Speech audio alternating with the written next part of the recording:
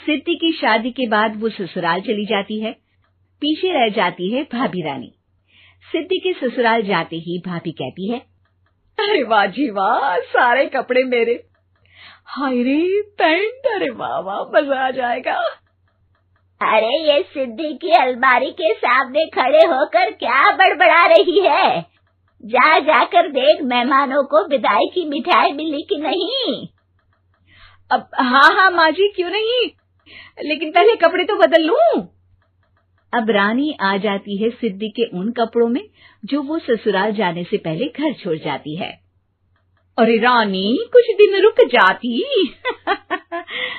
अरे ये तो सिद्धि बिटिया को मैंने ही दिया था, बड़ा ही फबता था उस पर, तुझ पर तो कुछ खास नहीं लग रहा। अब वो ना मेरे सारे कपड़े गीले थे तो सोचा पहन लूं। वैसे भी सिद्धि को कौन सा दिन पुराने आउटडेटेड कपड़ों को पहनना है। वैसे भी ये सूट तो मैंने तभी पहना था, वैसे खास है भी नहीं ये। हाँ ठीक है, लेकिन ना मेरी सिद्धि पर तो जमता था। सारे मेहमान चले जाते हैं और सिद्धि ससुराल से मायके पहली बार आती है। अपना घर, अपना कमरा, अपनी अलमारी। ये बोलकर जैसे ही सिद्धि अलमारी खोलती है तो सामने उसके कपड़ों की जगह कुछ और ही रखा होता है। माँ, जरा कमरे में तो आना। सास और रानी वहां पहुंच जाते हैं। रानी ने पहनी होती है सिद्धि की जींस और टी शर्ट। अरे भाभी, ये क्या? ये तो मेरी बड़ी ही महंगी टी शर्ट है, इसे आपने घर में क्यों पहनी है? अरे बहुत मिलती है दीदी ये चौक की मार्केट में, 150 में। ओ भाभी प्लीज, ये एरोपोस्टल है, 2000 की एक टी शर्ट। ओहो, 2000 में तो दीदी 4 साड़ी आ जाए। अब क्या बोलूं? भाभी, ये मेरी अलमारी में छोटू के कपड़े, तो मेरे कपड़े कहाँ हैं? मेरी अलमारी में? अब दीदी आपको कौन से पुराने कपड़े पहनने थे? माना भाभी, लेकिन मैं जब घर आती तो यही सब पहनती ना। अरे तुम तो बड़ी कंजूस हो दीदी। खैर, वक्त आता है जब सिद्धि ससुराल के लिए रवाना हो रही होती है।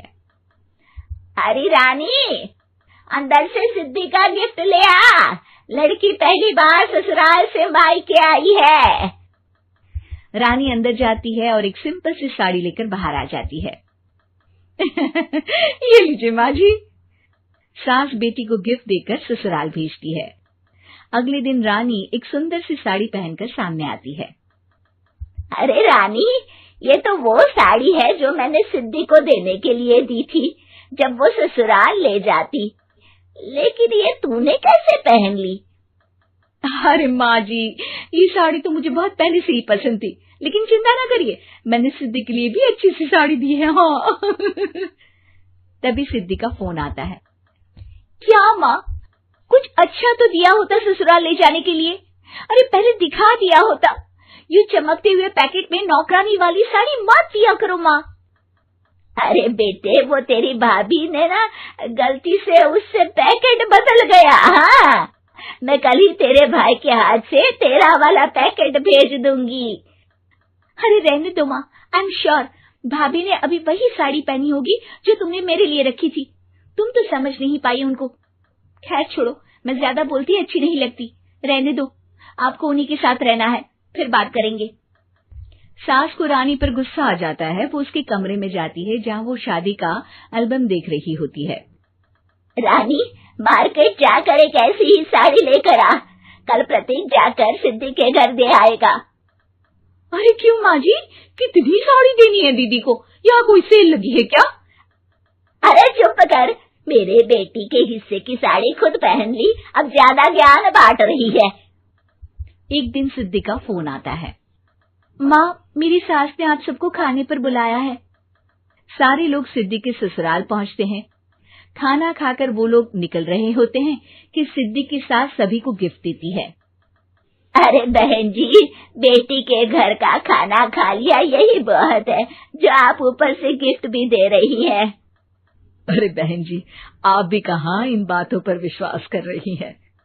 सास सभी को गिफ्ट देती है, लेकिन रानी को जो साड़ी देती है वो अजीब सी हरे रंग की लाल रंग के बड़ी छाप वाली होती है।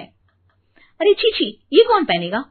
सासू माँ को तो जरी वाली इतनी सुंदर, और मेरे लिए ये नौकरानी वाली। अरे भाभी, दरअसल मैं जब भी घर आती थी आप वापसी में ऐसी ही साड़ी देती थी ना, तो माँ ने सोचा कि आपको आपकी पसंद की ही साड़ी क्यों ना दी जाए। बेचारी रानी, बोलती भी तो क्या। सिद्धि और सास रानी का चेहरा देखकर हंसने लगती है, तो रानी समझ जाती है कि अपने ही बिछाए जाल में वो फंस चुकी है।